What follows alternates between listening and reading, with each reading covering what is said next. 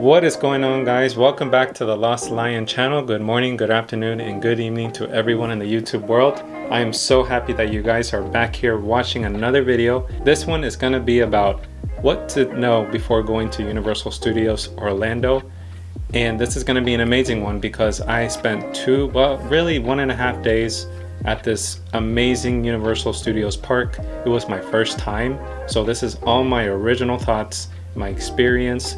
Universal Studios actually has 3 parks inside. So you have Universal Studios Florida, you have Islands of Adventure, and you also have Volcano Bay, which is a water park. Today we'll be talking about the first 2 that I said, Islands of Adventure and Universal Studios Florida. So on your next visit, if you do have plans to go to both parks that I just mentioned, I do highly recommend the Park to Park Pass, which is gonna get you to each park. The Park to Park Pass does vary in prices, but for my experience, within 2 days, it was $363 per person. Right here below, I'll put the average cost, but you're gonna have to check the season or the time that you go, because it does honestly vary from weekdays to weekends to holidays and so on and so forth. Once you do go to Universal Studios, before you get in, you're actually gonna go through this area called City Walk, which is an area of shops, restaurants, and just cool things to look at and see. Now that area is free and you can walk right through because you will end up there, and to your left will be the entrance to Islands of Adventure, and then on your right will be the entrance to Universal Studios Florida. Now, one small recommendation that I do have is that you're going to want to download the Universal Studios app, and that app does everything from checking the wait times to reserving any restaurants, even to ordering food. So it really helps if you have the app with you. It shows you the map, it shows you almost anything you need to know. First, we're going to talk about Universal Studios Florida. Getting in was pretty easy, and just walking into the park was amazing. You end up in Minion World, which is kind of like the first area that you walk in, or you end up in Hollywood, which is a pretty cool area as well. Now, Universal Studios Florida has about 8 lands, all kind of compiled together. You have anything from New York to San Francisco, and obviously my favorite, if you've seen my vlogs in the past, my favorite was the Wizarding World of Harry Potter Diagon Alley.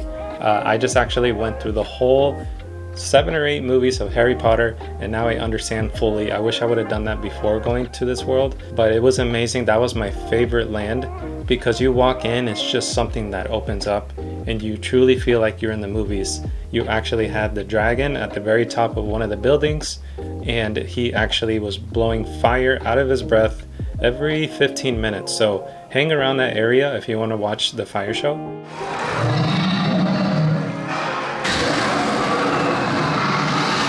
So not only at the Harry Potter world, but all in the different lands, there will be big lockers for $3, or there will be the smaller lockers that are actually free. You just need to have the app, get close to the locker, you activate it, and it will open automatically for you. So like myself, I had a backpack, so I needed the bigger locker, and every time we used one, it was $3. So not too bad, just to store your stuff, get on the ride.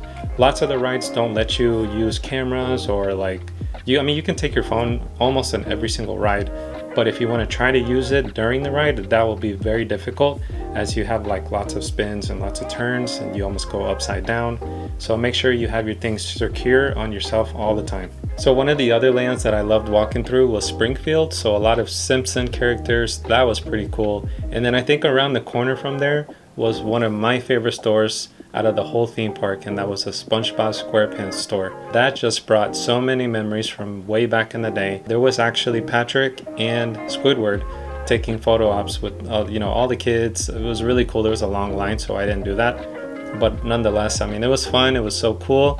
I wish I could have taken my nephew there. And I realized in Universal Studios Florida, which is a park I'm talking about right now, there were more food options there. So the more restaurants and places like that, definitely more snacks, more things to try and eat there. I did miss a ton of rides, guys, and I wish I would have stayed even longer so that I could show you guys even more of the rides. But what I can say is I probably waited no more than 1 hour for each ride. It was probably 30 to 45 minutes realistically. Nonetheless, that was worth it. And if you just check the wait times on the app. You just be patient and you'll find like a small slots where it's not that busy. Now there are two things that I missed there. I wish I would have gone probably the month after I was there, because they literally just opened in the month of June. So that was DreamWorks Land, which has Shrek, Trolls, and I think some other characters. But they have rides for each of those, and DreamWorks Land sounds so fun. And the second thing I missed is the lagoon show with all the drones. Every night over the lagoon in the middle of Universal Studios Florida, they have this drone show, just amazing out there. I think it's like 15 to 20 minutes, and it shows like dinosaurs, it shows different characters. It just looks so cool in camera, and I wish I would have, like, again, I wish I would have went in the month of June, which is now, to check that out, because it's right over the water, lots of space to work with there, and I heard good things about the show. So this particular day, I did arrive to the park around 3:30 p.m., which was a little later than usual. So definitely I missed a ton of things. I wish I would have stayed a little longer. But just so you guys know, I did not have an express pass of any kind. And even then, I didn't wait any more than 1 hour for a ride, which in my mind, that's tolerable. If it's more than an hour, I'd say that's a little too long. So in Universal Studios Florida, once you're done exploring that area, you're gonna wanna make your way to King's Cross. You're gonna go to 9 3/4 station there, at the train station. That was amazing because it was just like in the movies. That was about an hour wait there, so I was a little bit unlucky there. From the outside, it looks beautiful. It looks so grand. All the steam coming from the train, so cool. Now my experience on Hogwarts Express, I'm not gonna say it was my most favorite, because you do sit in a cart with other people, and that wasn't the problem for me. Not even a problem, but just being in a small room with people, watching a TV screen showing you going to Hogsmeade, which it wasn't like anything crazy. The alternative would be to walk 20 minutes from each park, which is on a hot day, that's pretty tough. So if you just want to wait for the Hogwarts Express train, it's about a 3-minute ride, and it takes you all the way to Hogsmeade, which is in Islands of Adventure. That same day, I made my way to Islands of Adventure, and it was just for a short time, I think just for a couple hours, because the park was about to close. And let me tell you, I was so happy to make it there, because Hogwarts at nighttime was so beautiful and so majestic with all the lights just illuminating the Hogwarts area. The next day is when I really explored Islands of Adventure, and that park truly became my favorite of the two. Now the next morning, I was trying to get into the park really early, as soon as 8 a.m. But there was one thing I didn't know that I wish I knew, and that was that if you want early admission to the park, you either need to be staying at any of the Universal resorts, or you need to have an annual pass, which I do not have either. I learned my lesson. I went to a coffee shop nearby, stayed until about 9 a.m. and that's when the whole park opens to everybody. And let me tell you, I mean, for the cost of like a really expensive hotel or for the annual pass, I think it was worth it anyway to just enter the park at 9 a.m. So now it's 9 a.m. We're entering the park. We're going to the Marvel area, and then we're going to Toon Lagoon, just checking everything out in the morning. There were about 8 different lands there as well, so just as big as Universal Studios Florida. I think you already know my favorite. If you watch my vlogs, you're gonna see the Hogsmeade area was definitely my most favorite. I think my #1 ride was Hagrid's motorbike. Absolutely beautiful. I mean, it was amazing, it was fast, it was thrilling. I will say that Hagrid's motorbike actually broke down somewhere around 10 a.m. to 11 a.m. And by the time the Hagrid's motorbike opened up, it was down for about a couple hours.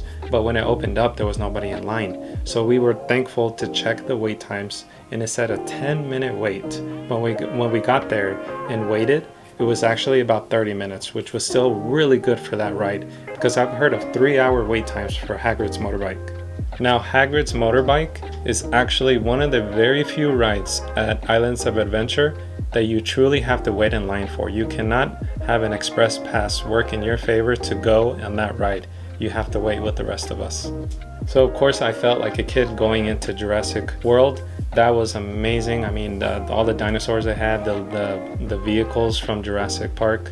That was so cool. I wish I would have had the courage to go on the Velocicoaster. I believe that's what it's called. But nonetheless, I had a great time just walking around, looking at all the dinosaurs and just having a great time.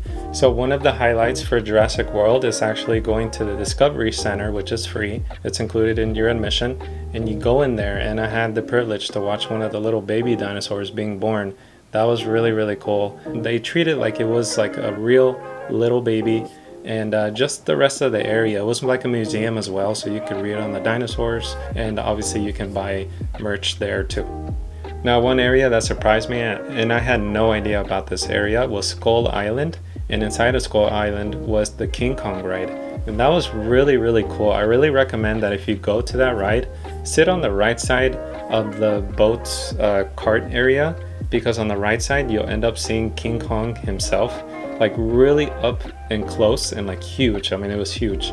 I was super lucky to walk all the way up to the right, so literally a minute wait, 2-minute wait at the most, but definitely worth your time. In the morning it's not busy, so go to King Kong.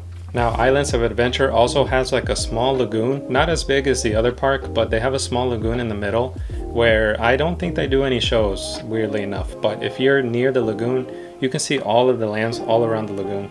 So it's a pretty cool viewing point. If you want the best view, just go to the Mythos restaurant and go to the back where you're gonna get the best view of the water. Now, as a little kid, I was a real fan back then of Dr. Seuss, so I went to Seuss Landing, and they had a bunch of little cute rides there, lots of characters to take photos with, and I truly felt like it was back in the 90s because I never been to anything like this again. This was my first time at Universal. And last but not least, I truly enjoyed the Marvel Superhero Island. So I didn't go on too many rides there because they were bigger, and I'm just a scaredy cat when it comes to rides. But I loved watching the Hulk up close, all the cool sound effects and the rides. I mean, it was crazy, like just going way up there. I did not go on it, but I got plenty of footage. And just the whole, like, you know, superhero area, walking through everything in the morning is such a beautiful time because it's not hot, it's not crowded. There weren't that many people waiting in line for these rides in the morning. So after spending all my time for the past 1.5 days at both parks, I have to give my gold medal per se to Islands of Adventure. That was my favorite park there. I would highly recommend any of these parks for literally any old person, young person, families, singles, anybody was there. I saw all kinds of people. I had such a great time. Some of the rides were very massive, which I'm not a fan of, but if you like the smaller rides, that was perfect for me. So I really find it truly for everyone, even the small ones. Loved it, and I'm gonna give it a 5 out of 5 overall for both parks. But again, my favorite goes to Islands of Adventure. So although the price for this park, or these parks, were pretty heavy in my opinion, it was so worth it. I'm gonna remember it forever. But you're also gonna have to find other ways to save money, and I think I have an idea for you guys. So in my case, I decided to stay at the closest Hyatt property to Universal Studios, and that would be Hyatt Place across from Universal. That is literally the name, Hyatt Place across from Universal. And what I did is I got 2 free nights there, and I'm about to tell you how. I was able to stay at the Hyatt Place across from Universal for 2 free nights thanks to my Chase Sapphire Reserve card right here. So I'm gonna leave the link below. I stayed here for 14,500 points for 2 nights, which saved me about $300 US. And it was such a great location because all I had to do was get an Uber from there to the park for 8 minutes long. It wasn't that long at all. It was really close, about $15. I recommend the Chase Sapphire Reserve to transfer points to Hyatt properties, and from there, I mean, it's free. I mean, why not give it a try? So I'm gonna leave the link below. So a few cool things about Hyatt in general, but this Hyatt Place actually had free shuttles to Universal. They have a schedule right there at the front desk so you can check it out. They also had breakfast included. So that, I mean, right there, you're gonna save on breakfast, transportation, and hotel. So this is really convenient for you and your family. And there you have it, guys. I really hope you enjoyed this video. I really hope you take this valuable information and take it with you on your next visit to Universal Studios Orlando. It's going to be such a great time. So although you can't save too much money at the parks, you can see that at the hotel I did not pay a single penny for that. So that's going to make the experience even that much better. So good morning, good afternoon, and good evening to everyone in the YouTube world. Thanks for watching. Thanks for subscribing. Please like and please share this video. I'm really trying to help everyone that I can. I love just giving people advice. You can always email me. You can always follow me on Instagram. I post on there daily, and I just loving sharing. I love sharing my experiences with you guys, and we'll be in touch, and I'll see you guys on the next one.